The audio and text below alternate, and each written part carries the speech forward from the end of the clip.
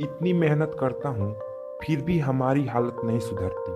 शायद मेरा नसीब ही खराब है। क्यों ऐसी बातें करते हो? नसीब खराब नहीं होता, हमारी कोशिश में ही कमी होती है। भगवान मेहनत का फल जरूर देता है। भगवान भी उन्हीं का साथ देता है जिसका नसीब अच्छा होता है।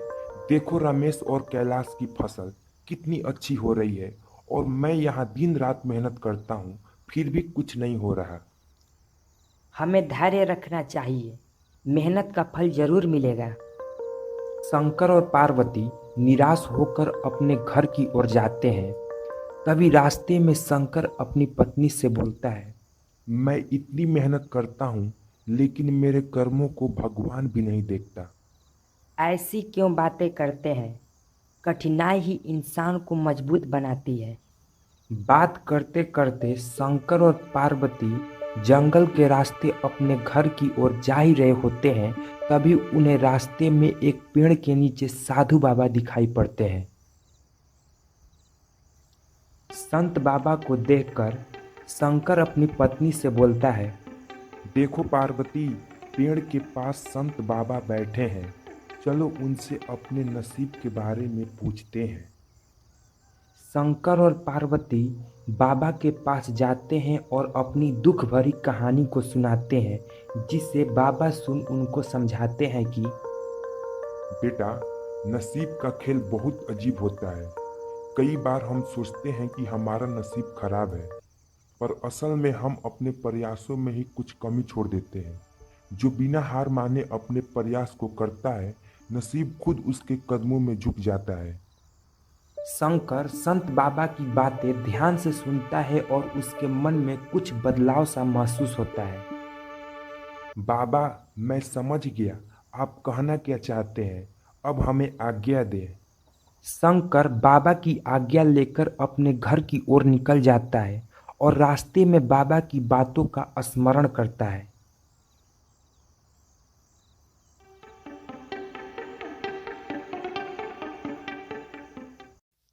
शंकर संत बाबा की बातों को याद करता है और गहरी सोच में डूब जाता है।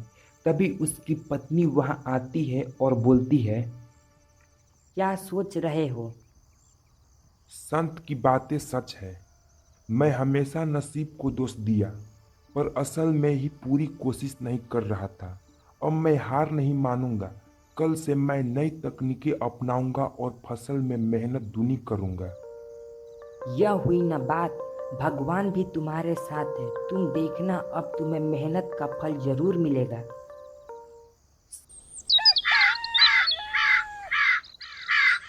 शंकर अगले दिन से नई तकनीकों और तरीकों से खेती करना शुरू कर देता है।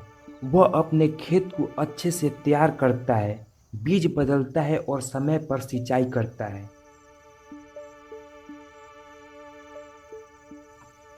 समय बीतता जाता है और शंकर की फसल धीरे धीरे बेहतर होती दिखाई देती है और शंकर और गंगा के चेहरे पर उम्मीद की एक झलक दिखाई पड़ती है।